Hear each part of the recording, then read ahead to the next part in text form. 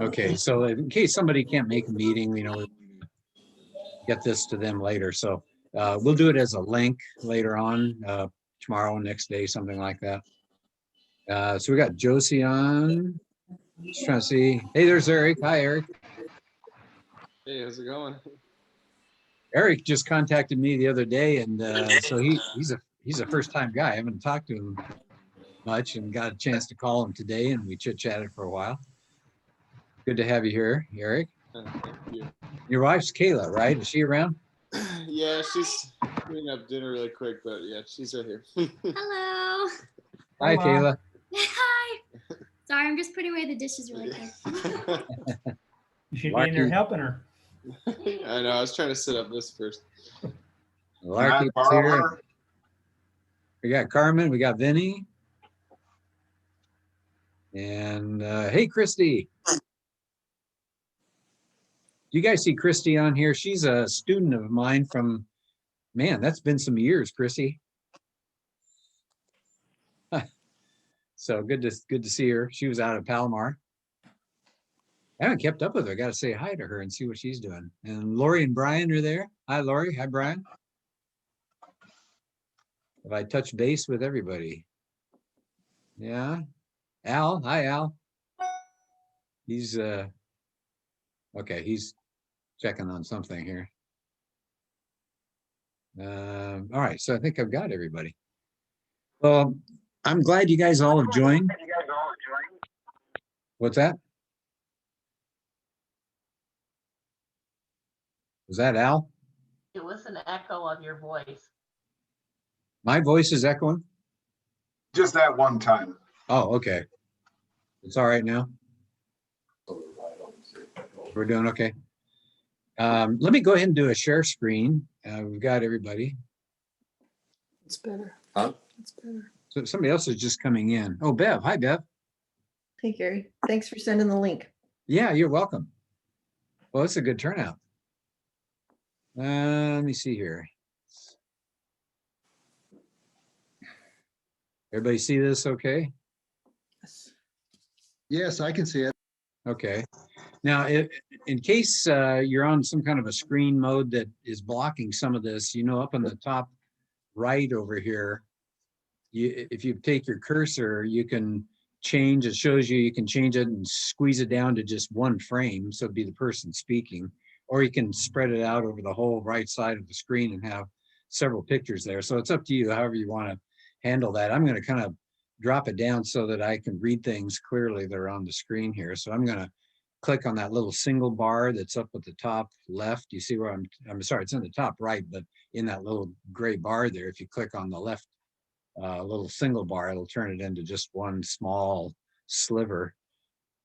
Have I confused you? Does that make sense? So you can get everybody down to a small image there.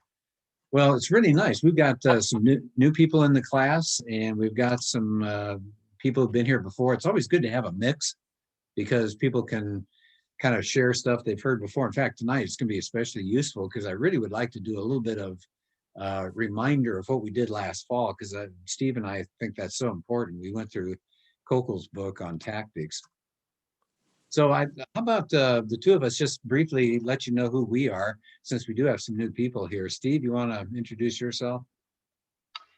Yeah, hi, I'm Steve, and the last name is Brucker.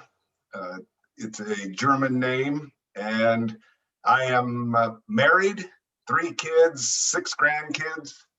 I currently teach at Cal State San Marcos. I was a middle school physical education teacher until I retired, and then I got contacted by Cal State San Marcos asking me to come and teach there. So I started in the ed department, and now I teach in the kinesiology department, and that keeps me off the street, along with apologetics and chasing grandkids. They're all coming over tomorrow, so I'll have my hands full. That's enough. I'm on next week, so I'll expand it a little bit next week. Yeah, Steve and I trade off weekly. It's been really a nice blessing for us to reinforce what each other is saying. I've appreciated Steve over the years. Yeah, my name is Gary Zacharias. I'm a teacher out of Palomar College in the English department out there. Retired in 2015, but I still keep my hand into a class or two each semester, and I love apologetics. Steve and I have shared that love for a long, long time. And I have 2 kids and some grandkids, and yeah, with COVID, they haven't driven us as crazy as when we were getting together all the time, but it's a lot of fun seeing them when we can. Okay, so today we're going to start in on a focus of a book called Another Gospel, and I've sent you a note on that. You do not have to buy it. We're not trying to force people into buying things that they don't want to do, but it's a good book, and I think you'd get a lot out of it, although I'll try to send questions. I know Steve is good about sending outlines ahead of time, so if you don't want to get the book, you'll certainly be able to keep up with the things we're going over, but it's quite a book. And it'll be 12 weeks. We usually run our classes for 12 weeks. We'll see. I don't know if we're going to start meeting together at the church like we used to in the fall or what's going on. Last summer, because COVID was hanging on, we did some Zoom classes even in the summer. So we'll just kind of play that by ear and see what goes on. But if you've been in the class before, you know that every time we have a new set of classes, we change. We don't do the same thing over and over again. So if you enjoy what we're doing for these 12 weeks, don't feel like, well, okay, I took the apologetics class. We'll change it. We'll be doing different kinds of topics and different books, and the whole thing changes each time. So the format basically is the Zoom meeting. Keep in mind, though, that Steve and I, since we trade off, we're going through different Zoom accounts and all, so the URL is going to change each week. So don't hang on to the one that you use tonight and try to plug that in next week. That won't get you in. So look for emails. We always send them out to you ahead of time. And you're going to have to use the URL that Steve has for next week, and then it changes again for me. So sorry about that, but Zoom is trying to keep itself security free and things like that. Please, it'll help you. And it sounds like you guys are already doing it, but if you just mute your mic, unless you're sharing something. And Ray pointed out something I'd never known before. If you hit the mute and you want to share something, Ray, is that correct? All you do is you press the space bar and that allows you to talk? Correct. And that's what I'm doing right now, holding down my space bar so you can hear me. So that's easier than having to go click and keep messing with that mute button. So that's good to know. I didn't know that. Learning something every week here. And if you want to, and Elaine already did that with you, the chat icon is at the bottom of the screen, and you can type us a URL address someplace that you think is interesting, or ask a question, or whatever you want to do with that as well. So the typical class, we'll do kind of like tonight. We spent a few minutes saying hi, and we'll do the presentation from Another Gospel. And we usually try to do some breakout room time to give people a chance to get to know each other on a little smaller level and talk, where you may feel more comfortable rather than having 20 or 30 people listening in. And we go from 7 to 8 p.m. And we'll be sending emails always before a class and after the class, either an outline of what we covered or an outline of what's coming up. And like I said, the URL will change. So be sure to look for those emails. If for some reason you're not getting an email, let me know, but you must be getting them because you're all here tonight. So I'm preaching to the choir. So why don't we do a breakout room just for a couple of minutes here? Let's say 5 minutes or so, because there are enough new people. I'd like everybody to at least get to know some of the people in your group here. So let me get out a screen share. So how many people do we have? 2, 4, 6, 8, 10, 12, 15, 16, 20. What if we do 4 rooms? That would give like 5 or 6 people in a room. That should be about right. So let's do 4 rooms. And so we'll spend 5 minutes in this room. If you've never done that before, it sends you off to a smaller group, and you guys can talk to each other and get to know each other a little bit better in that setting. And then I'll send a note out saying, okay, after 1 minute, we're coming back together as a group. And you could either leave on your own, or you get booted out automatically from the breakout room, so you don't need to really do anything with it. So I'll go ahead and create the rooms, and I'll open them up. And so you guys can hit join, and that'll send you out to these rooms. And we'll get back together in 5 minutes.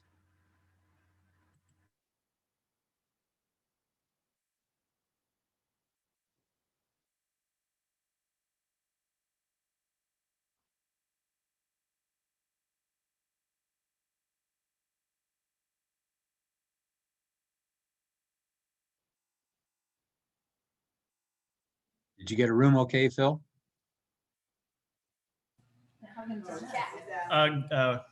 Sorry, Gary, we have a room full of people already, so we thought we would just be our own room. Oh, okay, that's fine. All right, I just want to make sure you guys were able to get in if you wanted to. Okay, we'll just sit here and wait. All right, I'm gonna go to some of the different rooms just to say hi. Let's see.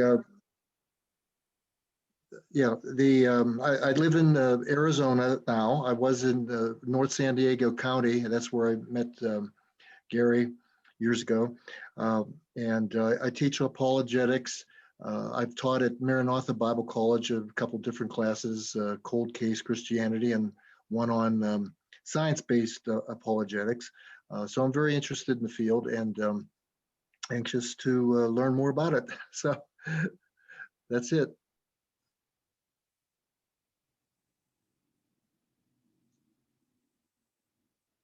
Yeah, she's kind of stuck with the chat mode here, but that's no problem. I think some, if you don't have the boys, some use their phones to connect. I know that's what Al does. Al connects his phone because his computer doesn't have the sound. Well, I'll go next. I'm Josie Ackerman, and I took the apologetics.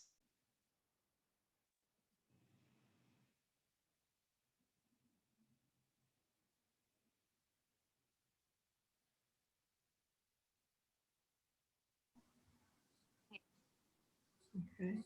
Recording progress. Well, I'm Ann Subia, and I'm in Coeur d'Alene, Idaho. We all moved here about 4 months ago from San Marcos, and I had attended the apologetics classes in the past some years ago, but not in a long time. I work with pastors nationally, particularly with an organization called the American Renewal Project, but also with some other organizations. I was on the Biblical Citizenship Committee when we were there and am a singer, had sung for many years with Tim and others. My son and his family moved here at the same time. My daughter-in-law's parents and her brother and his family, and there's more family coming. So eventually we'll all be here. And I have 2 grandkids, and I'm cold a lot, but they say eventually I'll get used to it.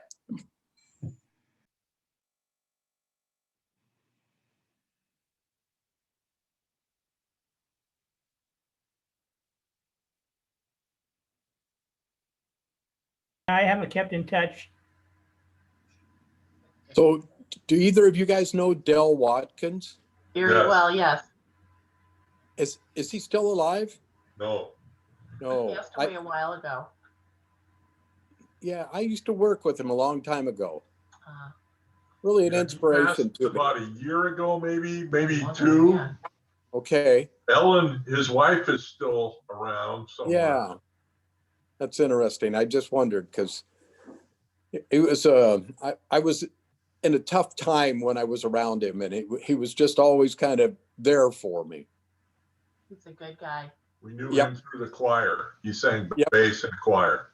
Yeah, there's a funny story. I usually didn't.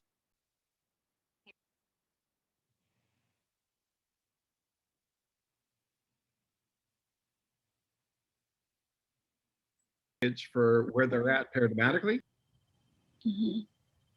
to potentially reignite the spark of their faith. So you guys kind of already know each other, don't you? Not really. Oh, no, yeah, okay. So I hope there's always some new people in, each of the groups here. Yeah, I'm the last one that hasn't said anything per se, but I'm Vince, of course, on the name. And I was at Emmanuel Faith for, I guess, 15, 17 years as a single adult, and part of that ministry connections there. And once they shut all that stuff down, then I, like so many others, moved on over to a North Coast church in Vista, which had the upcoming and big single adults programs, which I'm a part of and currently serve over in the hiking ministry. I lead the outdoor stuff in that regard. But I'm glad because I always keep in touch and still get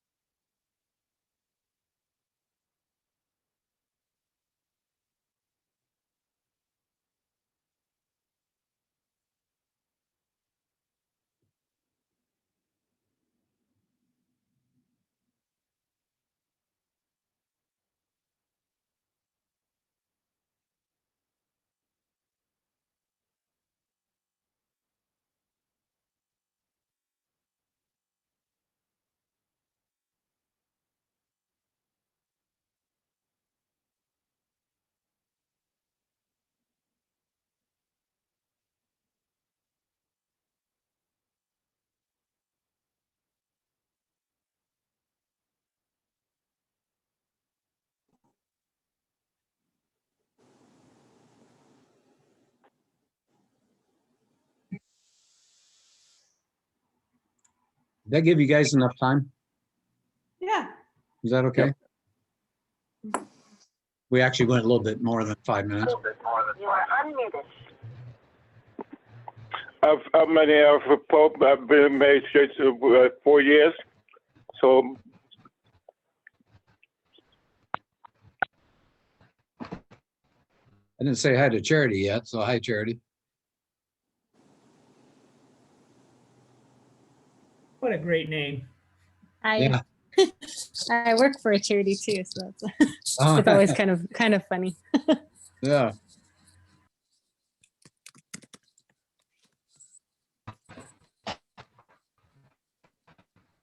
Wow, boom, boom, boom. return to session. Hey, I just have to say something while we're getting everybody back. Thank you guys for keeping your cameras on for the most part.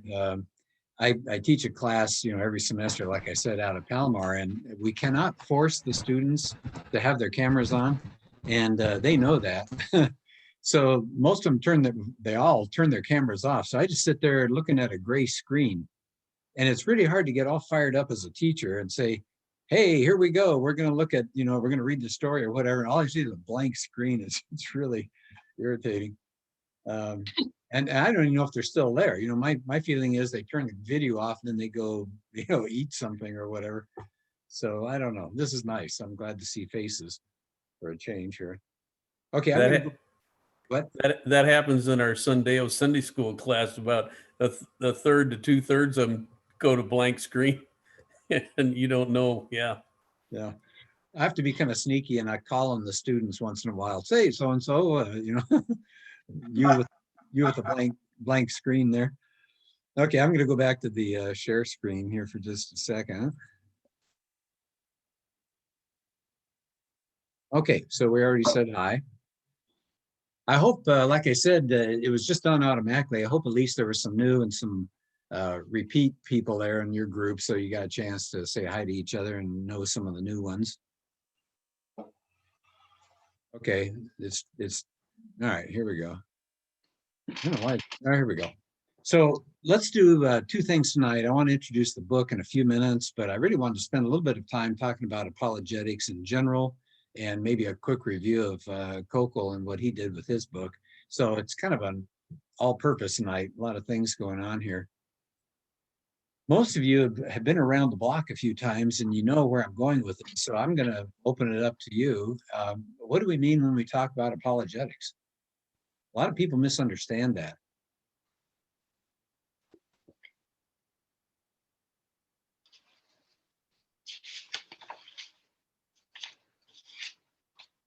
Well, the stock answer is from 1 Peter 3:15. Always be ready to answer, and kind of lurking in that. Well, I should finish it. Always be ready to give an answer for the reason for the hope you have within, and do it nicely. That's a paraphrase. But lurking within there is an idea that your behavior as a Christian should attract a question from people. So to me, that's an important part of it. Part of apologetics is to lead such a life that people will be interested in why you are the way you are. So that's why one of the reasons I love this subject. Sure. Anybody else have a thought there about apologetics?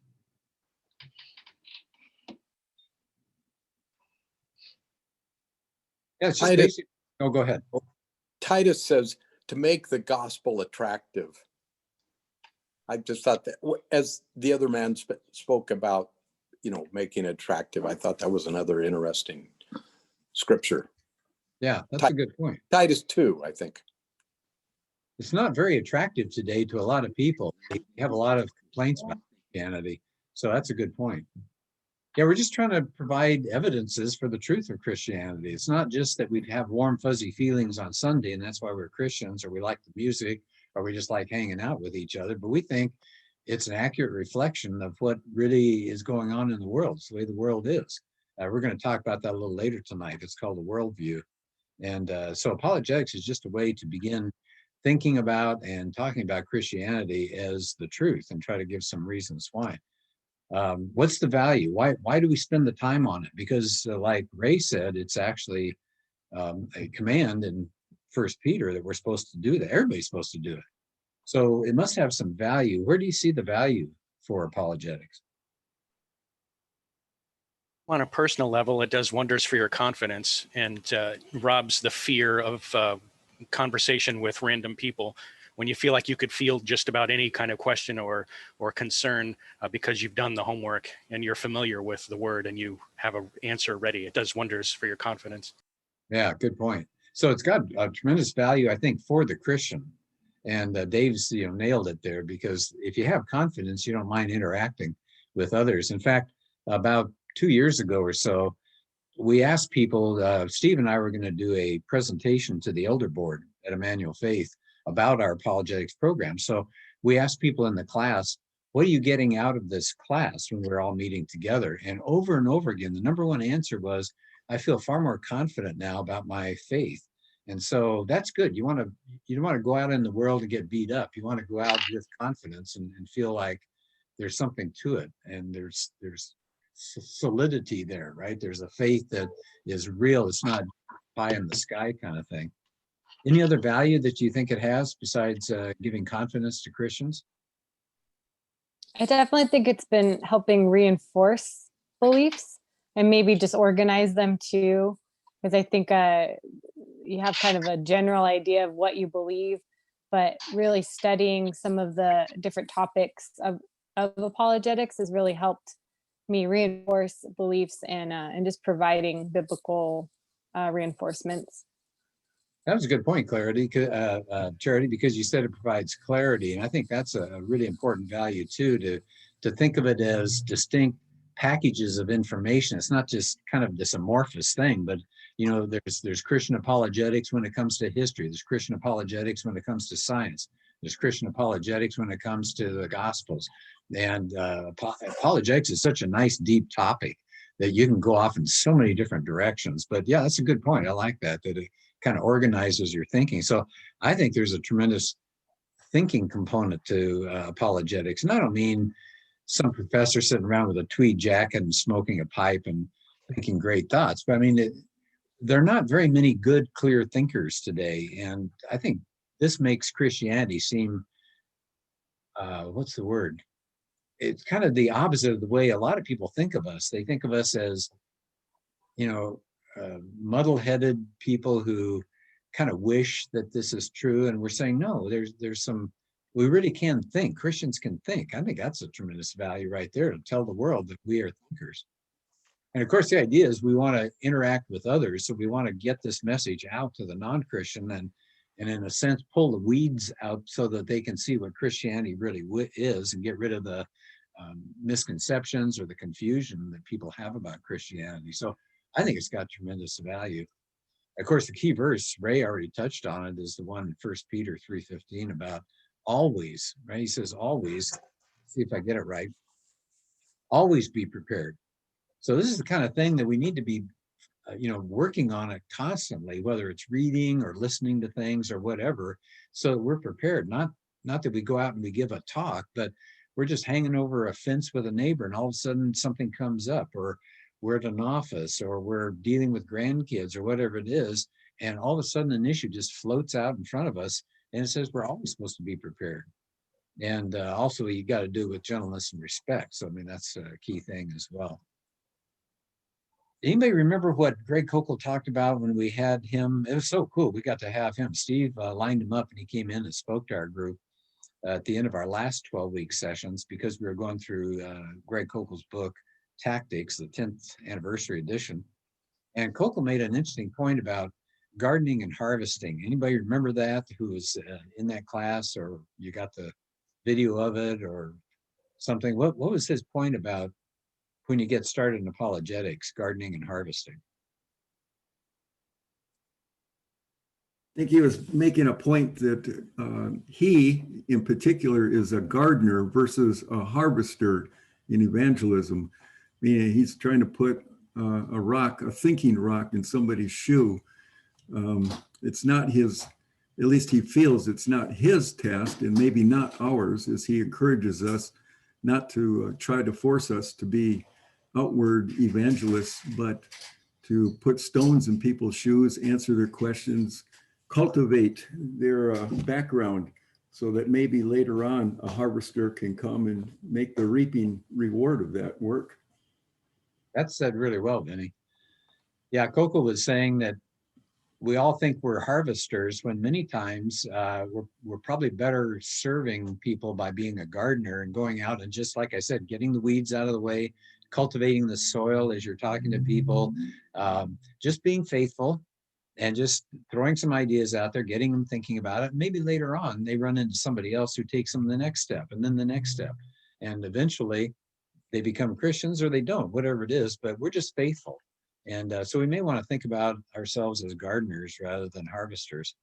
So I had an idea that while you were talking about that, being an engineer, I was thinking more like building bridges. Oh, that's good. Yeah. Yeah, that's a nice idea too. Just a few things to remember here, that when you hear the word apologetics, you may think, oh, we're talking arguments. And then you go, oh man, I just don't want to get involved in arguments. I don't want to get in somebody's face and grab them by the shirt and get the spit flying and the veins bulging in the forehead. It doesn't involve anger at all. We're just talking about, we'll talk about in a couple minutes, maybe just asking questions. And we can all ask questions. We don't have to be brilliant. And we certainly don't have to get into something involving anger. This is something that we're just supposed to have answers, but not be argumentative. We can do arguments without being argumentative. An argument, after all, is just a claim followed by support. It doesn't involve name calling or anything like that. So in case anybody's worried about this, thinking, good grief, we're supposed to go out and argue with people. No.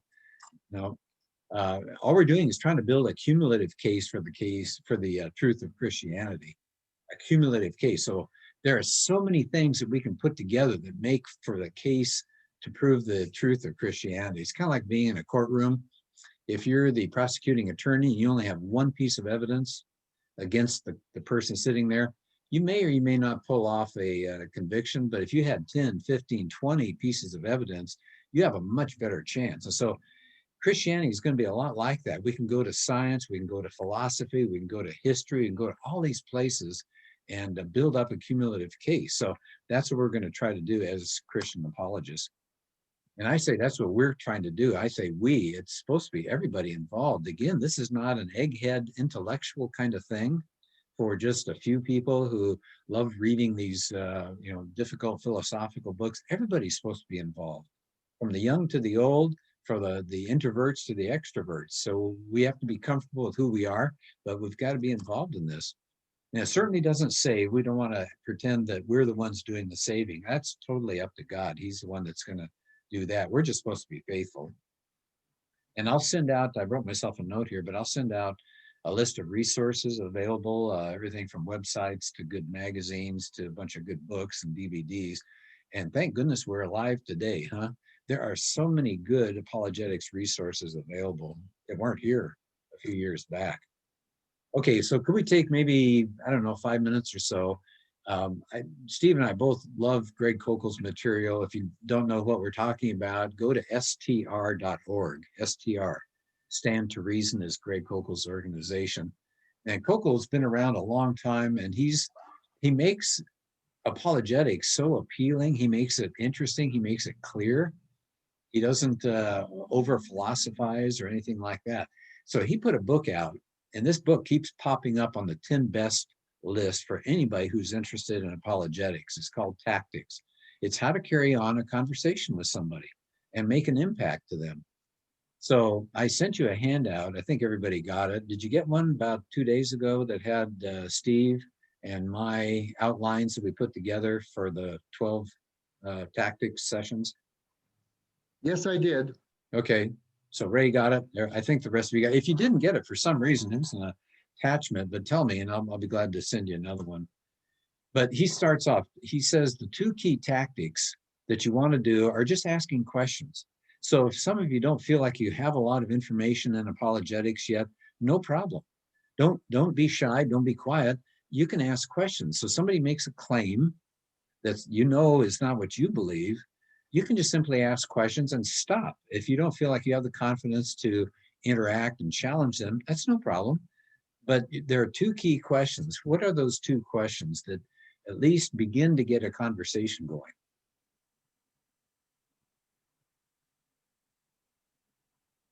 One was, can you tell me more about that, or what do you mean by that? Yeah. Remark. What? Yeah. So what you're doing with that question, what do you mean by that? Or what are you saying? Or could you explain that? You're just asking for clarification. You notice it's not a threat to that person. It's not a challenge to that person. It's not snarky. It's not mean. It's not snotty. You're just asking for clarification because you want to know what it is that they believe. Now notice you're completely neutral at this point. You haven't said you're wrong. You haven't said that's not true. You haven't said, what are you thinking, you moron? You haven't done any of that stuff. You just thrown a question out there. What do you mean by that? What's the second question? Once you understand what it is they're making a claim about, what's the next question? How did you come to that conclusion? Yeah. So do you see what we're doing here again? You're basically saying, in your own words, you're saying, you just made an argument. Can you be clear about what your argument is? And then what's your support? What are the pieces of support for that particular argument? And again, notice you're not mean. You're not even challenging them. You're just saying, what is it you're saying? And why do you believe that? And if you want to leave it at that, you just say, oh, that's interesting. Let me think about it. Or that's interesting. Maybe I can get back to you sometime. We can talk about it. And if you want to get involved, go ahead, but you don't have to. So even if you're really hesitant, you get a conversation going. And so maybe this person starts feeling more confident and asks you questions. But these are really powerful questions. After all, they're the ones that made the claim. So if they say, for example, I wrote down some possibilities here. So if they say something like this, there's no God. I don't think there's a God. But you see, immediately you could go to the second question really and say, oh, that's interesting. Why do you believe that? And if you want to challenge them, fine. But if you don't, it's okay. You're just trying to find out what their reasons are. Or somebody says the Bible's been changed over the years. Okay, there you might want to do the first question and say, what do you mean by changed? Do you mean just translated? Because that's not a problem. But maybe they mean that verses got put in the Bible over the couple thousand years that we've had the New Testament. And maybe that's what they mean. Then you'd ask for some support for that. What's your proof? Why do you believe that? But those are hugely important questions. I hope you keep those in mind. Another thing Koukl talked about is self-destructive statements. What does he mean by that? They're all over the place.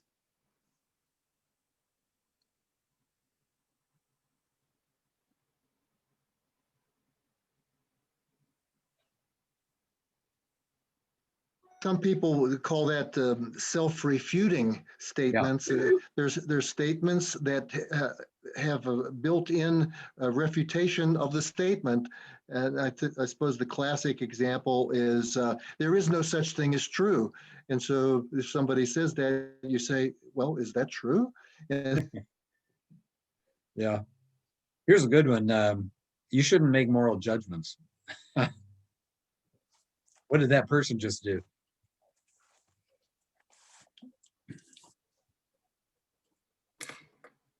They judged whoever was making the would make a judgment. Yeah, they just made a judgment about you, telling you not to make judgments about other people. How about this? Christians are wrong to judge others. What's the key word there? Judge. They're Yeah, judging Christians.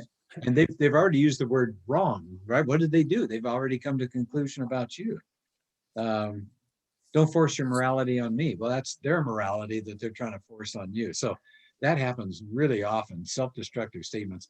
I've told this story more than once, but it cracks me up. A friend of mine said he was in the office one day and this person came in as part of their group, was kind of huffing and puffing, and she said, "I really hate intolerant people." You can see the problem with that.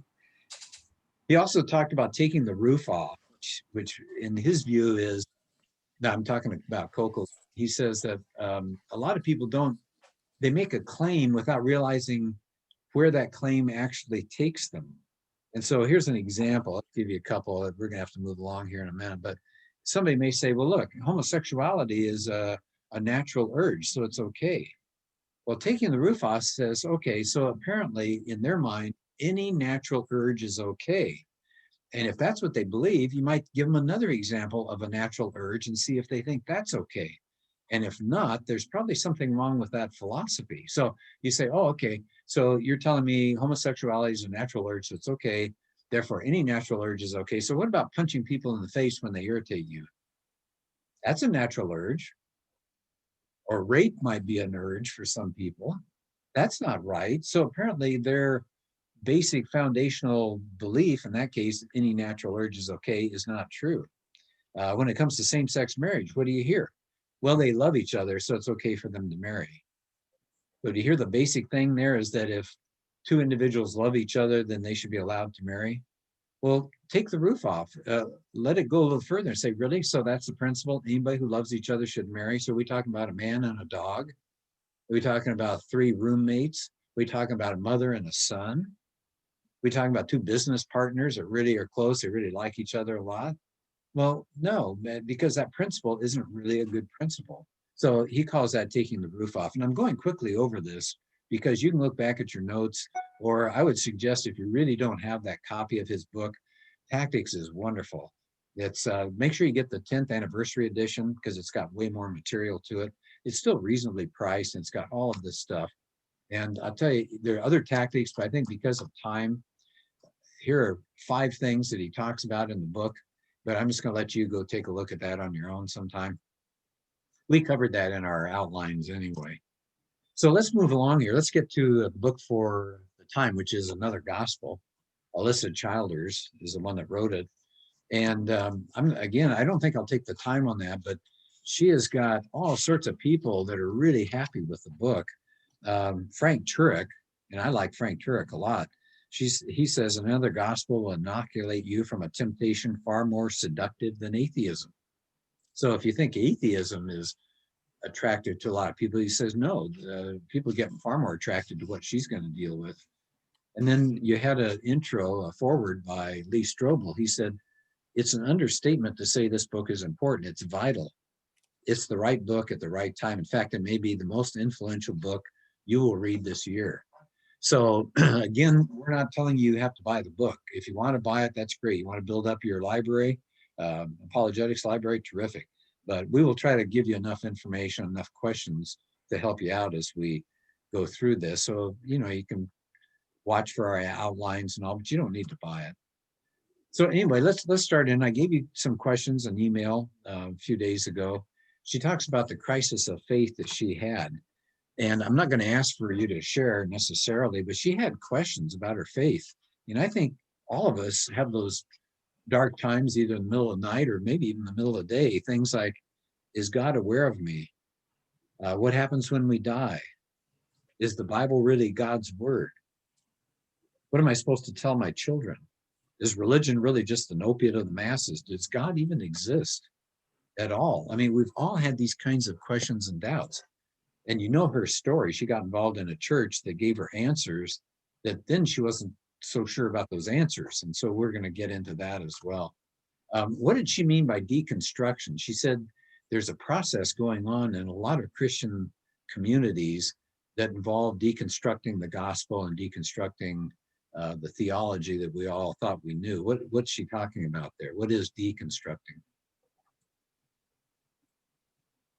Well, I think I think it's just basically like the foundation that, and I've noticed this a lot. I know in my generation, I don't know if the other generations feel this too, but a lot of my friends who I grew up in church with, who grew up in youth group with, they don't follow the Lord anymore. I think there is this, because their foundation wasn't very solid. And I'm gonna have to say mine wasn't either.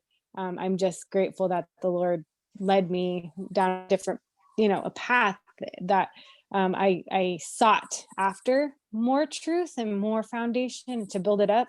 But a lot of people in my generation that I know of just fell away from the Lord because I don't think they were very strong in the foundation, their belief system. Yeah. Has anybody been in a kind of a church like that at one time? Sort of a watered down Christianity. It's well, anyway, I don't want to put myself here, but anybody had that experience where you're in a Yes. church where it was kind of simplified, maybe is a good way to put it? Yes. Yeah, Charity has.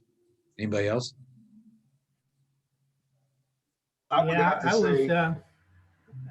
We went through a little bit of deconstruction out here through earthquakes. And it's kind of interesting to see. It's part of why I'm here, is for rebuilding. And she talks about the foundation. You guys talk about the foundation. Absolutely important. It just, a lot of the destruction occurred because of lack of foundations on the sand. Yeah. I was going to say that the first church I entered would have been called a liberal church, and today it's now progressive, which is what this whole book is about, is progressive Christianity. And so I have a background. The first 6-7 years of going to church was what we would call today a progressive church. So yes, I have a background in that. Steve, in that progressive church, what did you notice now that you're at Emmanuel Faith, but what were they kind of watering down, and what did they play up, or what did they play down? Well, the Bible, gee whiz, the pastor would preach, and somebody would read a passage that had nothing to do with the sermon. The sermon would be just like a kind of a group that meets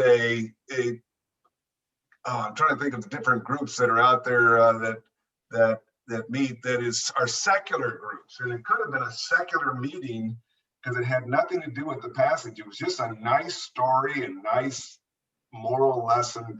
But the Bible is crucial. That it's removed from the service. It's really removed from having any authority in the church. And that's the scary part, is the Bible is not God's word, it's man's word. Yeah. It was more like a motivational speech.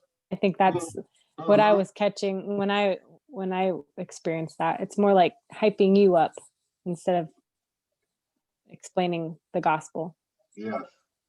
I guess because I'm an English teacher too, I find it really interesting how people manipulate the language. I mean, look at that word progressive. It's kind of like, well, if you're not progressive, you're old fashioned, you're out of it, you're antiquated, whatever the word is.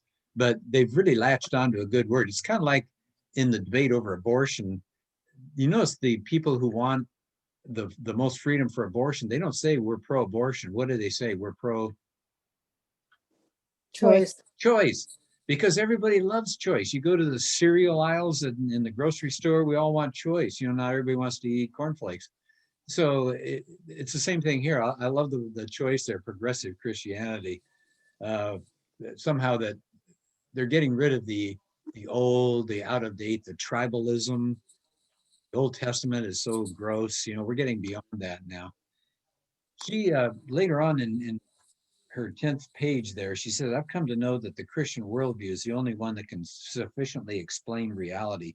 And this is what I wanted to kind of glom on here for the last few minutes. And that is the Christian worldview And so I wanted to talk about what worldview is and real briefly what's going on when it comes to worldview issues, because she said there is something called the Christian worldview that is the best way to explain reality, which I think I mentioned right at the beginning of our time together here. Let me give you a quote from Chuck Colson when he was talking about worldviews. I think this is powerful. He says the culture war, and it's just raging all the time, isn't it? The culture war is not just about abortion, homosexual rights, or the decline of public education. I mean, you could stick in 10, 15 issues there. He says these are only skirmishes. What's the real war? It's a struggle between worldviews. So sometimes I think we get so caught up in fighting the current issue, whatever is hot for the moment. It used to be homosexual rights, now it's transgender rights or whatever, there's always something new.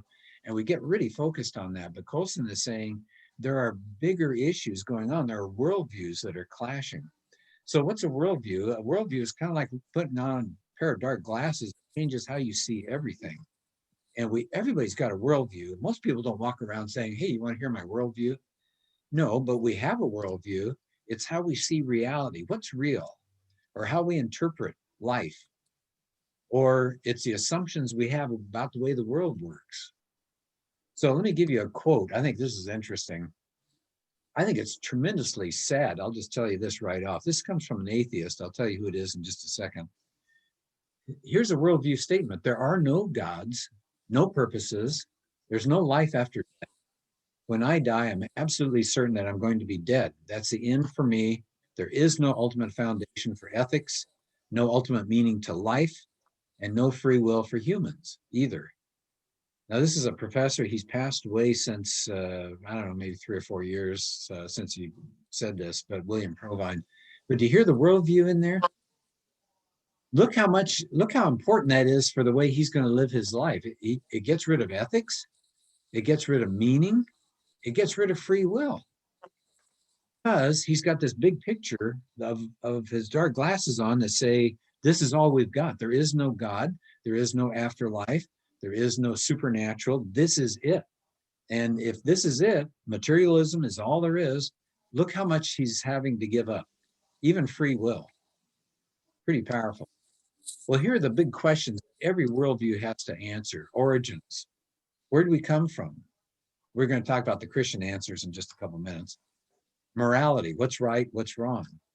While we're here, everybody recognizes there's a problem with people. We've gone off the rails somehow. And the solution, how do we fix people? So if we go from the Christian perspective, historic Christianity now, this is what she says offers the best truth. What is the Christian view of origins? Where do we come from? What are human beings according to historic Christianity?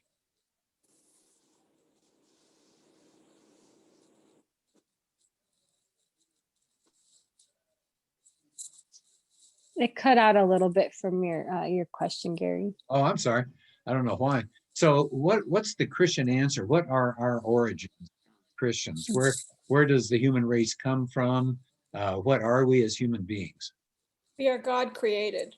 Okay, yeah. What did he do to us as part of the creation of the human beings? He gave us Made in his image. Yeah, we're made in his image. There's something different about humans than any other we have a being. soul that lasts forever. Yeah, we're soulish creatures. Yeah. So we believe God created us. The world was created by God. We're image bearers. We believe history is going somewhere. What about morality? How are we supposed to act? How do we know what's right? How do we know what's wrong? This is really under attack these days. What does historic Christianity say regarding morality? The Bible tells us what is right and what is wrong. Okay, comes from the Bible. I use the term, Gary, by the way, I talk about a biblical worldview. A Christian worldview has become so watered down now and can mean so many different things that as I work with a lot of different churches, I hear a lot of different stuff. So I use the term biblical worldview, meaning if it's in the Bible, I believe it. If it's not, I don't. Mm-hmm. Yeah. Yes. So I think you already said morality comes from God's nature. It's not 51% of our population votes on it. So we say, no. There's a standard outside the human race. we don't get to decide good and bad, right and wrong. And so there is a real right and wrong. It's not just how you feel at the moment. We have free will. So we're going to be held accountable because that standard everybody knows. And if we fail it, which we do, we're going to be held accountable for it. What's the problem? So here we are, we've all gone off the track. Everybody agrees the human race is a mess. What does Christianity say? What's our problem? The nature of the human being having a sin nature. Yeah, it's sin, isn't it? Disobedience. And we have messed up so much because of our disobedience. Of course, the first thing we did is we disconnected from God. So we got the wrong relationship up and down, but we ruined our relationship to each other. We ruined nature. All of nature is groaning, right? So there's this disobedience down deep, and evil is in all of us. It's not just ISIS. It's not just North Korea. It's not just people in jail or something. We're all evil creatures that are fallen, and we have guilt feelings, yeah, because we're guilty. What's the solution according to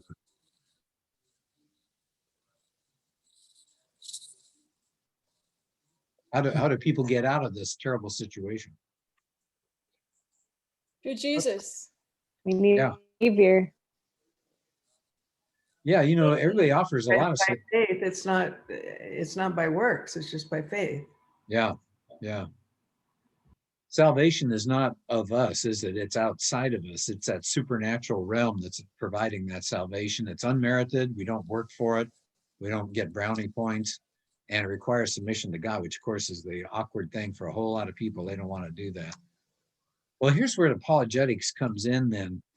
Think about these verses for just a minute. Paul, for example, says, our job is to demolish arguments and every pretension that sets itself up against the knowledge of God. We take captive every thought to make it obedient to Christ. So how do we do that? We have to know the truth. We have to know theology. We have to know history. We have to know a little science. And we've got to demolish these arguments that are out there. Boy, there are a lot of bad arguments. He also says in Colossians, see to it that no one takes you captive. So we're supposed to have a defense mechanism, thanks to apologetics, against hollow and deceptive philosophy. He says this in Ephesians, part of that defense. We need the full armor of God. And then we're going to have to stand against the devil's schemes. So what's our job as apologists? We have to make a case, don't we? We're case makers. We have to make a case that the Christian worldview will be the most reasonable one, and that it most closely corresponds to the way the world really is. And I'm not going to do that now. We don't have enough time, obviously, but I do have about a 30-minute talk. If you go to my website, I'll send that out to you. I'll send you Steve's website. We both have websites that we work on. And so if you want more about this idea of worldview, we can not only say that here's what Christianity believes in those areas of worldview, but why the Christian worldview is actually the most reasonable, most logical one to pursue. So we're in a good position there. The catch is, if we have the right answers, and we think we do, why aren't we winning? And of course, I would say the society itself, we're fighting against people that don't want Christianity because they have to bow their knee. But I'm saying we as Christians, I think in many cases, we don't have the knowledge to take on the people out there. So maybe we should do more reading, maybe more listening, podcasts, asking questions that we talked about, and learning to think critically. She talks about that on page 11. We're often not very critical thinkers. I think lack of confidence is part of the problem, which we've talked about. That's what apologetics helps do. I'll send you the resource list. We should be listening or reading some good apologists. Of course, our class here. You can get a certificate in apologetics. I'll tell you more about that some other time. We don't really have the time right now. And then third, I think in many cases, we compartmentalize. And by that, I mean, we take our Christian ideas seriously on Sunday and less seriously Monday through Saturday. I think it's so depressing. Sometimes you hear statistics that Christians don't really spend their money any differently than a non-Christian, or Christians get divorced at a fairly high rate, maybe not quite as bad as the world, but there are a lot of divorces, or they buy into things like reincarnation almost as much as other people. Why? Well, part of the problem is we compartmentalize. Christianity occupies part of our life, but not our whole life. And so we should be thinking in worldview terms, like whatever it is. It's a movie we're watching, it's a book we're reading, it's a television show, it's a talking head on talk radio, whatever it is. How does that person or that movie reveal a worldview? Everything is revealing worldviews. Movies, even cartoons, there's a worldview going on there. We ought to be talking to each other and having church classes that discuss things like this, to consider being a Christian 7 days a week rather than just one day.